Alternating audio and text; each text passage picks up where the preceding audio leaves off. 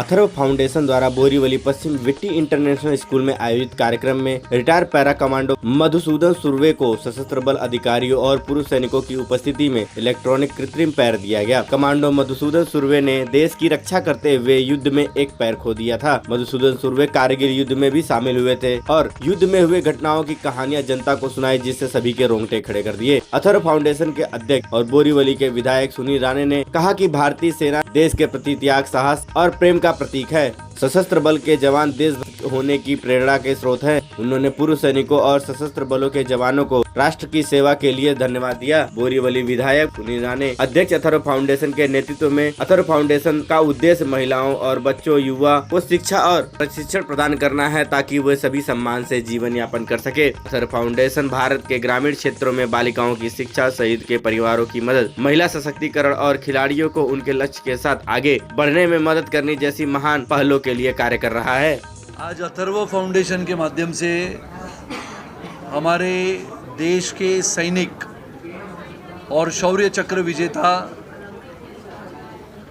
जिन्होंने कारगिल के युद्ध से लेके बहुत सारे ऑपरेशनों में हिस्सा लिया, ऐसे हमारे शूरवीर कमांडो श्री मधुसूदन सुर्वे, इन्होंने एक ऑपरेशन में अपने एक पैर को खो दिया था।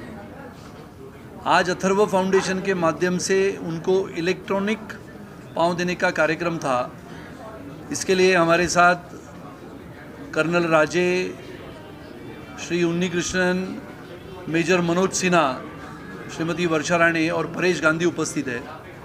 हम सब जानते हैं कि देश की सेवा करते समय बहुत सारे हमारे सैनिक जख्मी होते हैं। बहुत सारे सैनिक इस देश की सीमा को सुरक्षित रखते समय अपने प्राणों का बलिदान कर देते हैं और ये देश के तिरंगे की हिफाजत करते समय, अपने प्राणों का बलिदान करते समय अपने प्राणों की कुर्बानी कर देते हैं। ऐसे समय के पश्चात उनके परिवार तक पहुंचने का काम अथर्व फाउंडेशन पिछले 12 वर्षों से करती है। चाहे शहीदों के परिवार के साथ जाते हुए उनको मिलना, या फिर शहीदों के बेटियों को आधुनिकता से पढ़ाने के लिए उन तक कंप्यूटर पहुंचाना। देश भर के अलग अलग हिस्सों में मैं स्वयं जाता हूं और हमारे देश के उन शूरवीरों की कहानी आज के हमारे इस पीढ़ी को बताने के लिए हम प्रयास करते हैं। और इसके लिए उसी सीढ़ी का एक प्रयास हमारे शूरवीर कमांडो मधुसूदन सुर्वे जी को, जब हमने ये पैर देने का निर्णय किया, इलेक्ट्रॉनिक पैर देने का निर्णय किया, तो हमें लगा कि ये देश भर के हमारे सैनिक हैं जो हमारे भारतीय लोगों के लिए प्रेरणा देते हैं। लगातार देश भर की चिंताएं बढ़ाने वाला संकेत जब हमें मिलता है, चाहे वो चीन की गलवान घाटी में हिंसक झड़प में बलिदान करने वाले, शहीद होने वाले हमारे सैनिक, या फिर देश की सीमा सुरक्षित रखते समय पाकिस्तान के आतंकवादियों के साथ शूरता से, वीरता से लड़ने वाले हमारे सैनिक, ऐसे सभी सैनिकों के लिए, उनके परिवार के लिए काम करने वाला अथर्व फाउंडेशन आज हमारे साथ विशेष रूप से कमांडो मधुसूदन सुर्वे उपस्थित है। महाराष्ट्र में सैनिक शहीद होने के पश्चात उसके परिवार को, जिसे अनुदान कहते हैं, वो 8.5 लाख रुपया मिलता था। सिर्फ विचार करो, ये महाराष्ट्र का सैनिक देश भर में, चाहे वो आतंकवादियों के साथ जूझता है, चाहे वो 1962 की लड़ाई हो, 65 की हो, 71 की हो, 84 की हो, 99 की हो, हर तरफ महाराष्ट्र का सैनिक और पूरे देश भर का सैनिक, चाहे पंजाब हो, हरियाणा हो, चंडीगढ़ हो, अलग अलग राज्यों से सैनिक निकलता है। महाराष्ट्र से भी सैनिक निकलता है। महाराष्ट्र के है तो हमने महाराष्ट्र के तभी के मुख्यमंत्री से गुहार लगाई थी कि हमारा महाराष्ट्र का सैनिक शहीद हो जाता है, उसके परिवार को हम 8.5 लाख रुपए की राशि अनुदान के रूप में देते हैं। ये बहुत कम है। तो देवेंद्र जी ने तुरंत मुख्यमंत्री इस नाते 31 जनवरी 2018 को इस राशि को 25 लाख किया था। 31 जनवरी 2019 को इसको 50 लाख किया था।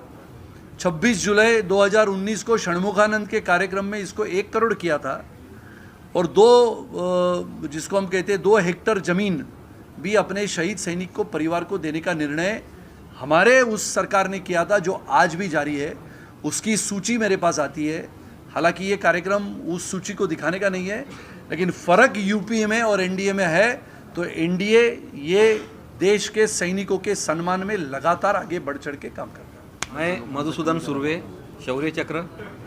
आज मैं अथर्व फाउंडेशन के सर्वा राणे सर जो है इनका मैं आभार व्यक्त करता हूं, जिन्होंने आज मुझे ये जो लिम्ब दिया है और मुझे दौड़ाने के लिए उन्होंने जो कोशिश करी है, मैं आप सभी को मैं बताना चाहता हूँ, सही मायने में मैं दौड़ूंगा और मुझे मेरी जो इच्छा है कि मैं एवरेस्ट चढ़ूँ इस पैर से। और देखो अभी थोड़ी देर पहले एक क्वेश्चन पूछा गया था कि आप पैर से क्या नहीं कर सकते। अभी मुझे मालूम है, अगर अभी भी अगर किसी शहर में बाढ़ आती है तो इस पैर से, इस टांग से मैं पानी के अंदर कूद सकता हूं, क्योंकि मैं डाइवर हूं, मैं शिप डाइवर हूं। मैं पानी के अंदर कूद के मुझे अगर देश के लिए काम आना है तो मैं किसी की जान बचा सकता हूं, क्योंकि इसके अंदर लॉकिंग सिस्टम है और वो जब लॉक होगा तो निकलेगा नहीं। मैं तैर सकता हूं इससे, क्योंकि वो कला मुझे आती है। जब मुझे वो मिले थे, उन्होंने कभी राजनीति का सवाल नहीं पूछा था। उन्होंने पूछा कि मैं आपको दौड़ के देखना चाहता हूं, और आज उन्होंने मुझे आज खड़ा किया दौड़ने के लिए। और मैं आपको चाहता हूं कि मैं दौड़ूंगा नहीं, मैं एवरेस्ट की कोशिश करूंगा कि मैं एवरेस्ट कैसा चढ़ूं।